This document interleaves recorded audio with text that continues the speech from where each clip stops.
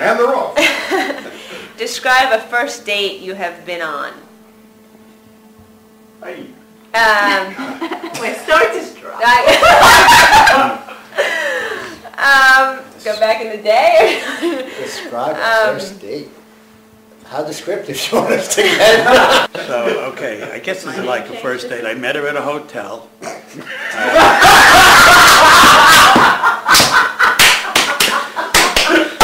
She was with her boyfriend. She was with her boyfriend. I had a date with Carol. I guess it was a date. I don't remember actually. We just started hanging out. And there was a third person with this, my good friend Steve. Steve's a very serious guy. He likes to talk about intellectual things only. And we were sitting down at a Mexican restaurant in a booth having dinner. And I realized that I couldn't really talk about museums, which was the topic of discussion at the time. So I did one of my gags that I used to do a lot then. I used to simulate a heart attack. But I just got it like that and I fell over. Well, I think the first date I went on was I took Susie Boggs home. I walked her home and I kissed her on the cheek on the way home. And then a year later, I was still showing my affection when I stabbed her in the leg with my number 2 pencil in the first grade. If you could be any race, what race would you want to be? What do you think my answer is? Depends how you take race. Race, sporting race, or a race like skin? No, skin. Well, that's all how you perceive the questions. The right or wrong. Oh, I guess so, right. Well, I'm Italian. That's how I'm going to answer that one. I got a great answer for this. I would want to be a member of the Rishi race. The Rishis. Do you know what the Rishis are? No. The Rishis were an ancient race in India who were possessed of supernatural powers. Excuse me. Fascinating. This is a little morbid here. I'd like to be a Comanche. You know, I'd like to have the freedom of the plains and having a real close relationship with my horse. The blonde hair. That's good. That look good? Uh-huh. Yeah, it looks great. No, that looks really good. Oh. It's a little Martha Stewart, isn't it? Right! I wouldn't want to be anything that I'm not. You know, it's like if you tell me what race do I want to be, I just want to be me. You know? I honestly truly think I'm a lot of races. To the point that I've lied several times on what I actually am because I feel like I am. Early in the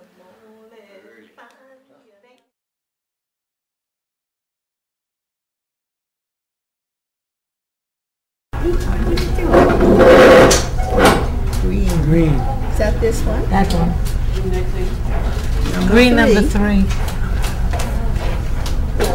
Number 3. Oh my God! Would you rather be a man or a woman?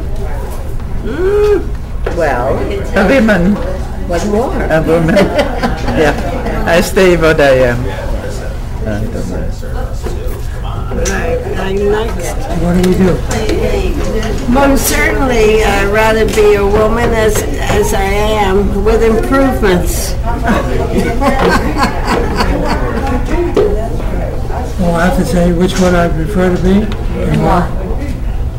I would not be a woman because it's so nice to love women. Very good, Morris. And I like being a woman because I like to be loved by a man. Good for you. What are you doing tonight? Yeah, I'll just echo that. Oh, great. I love being a girl. I love it, I love it, I love it. What do you like the most about your personality? I think I'm alright.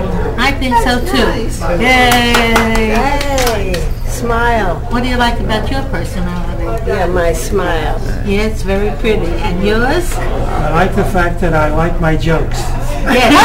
Very good, Morris. And I like the fact that you like your jokes. She She appreciates my humor. I really do. My personality is outgoing. My personality is to rather like everybody, no matter what their faults are. She's very good. Because I'm not perfect. She's very good at that.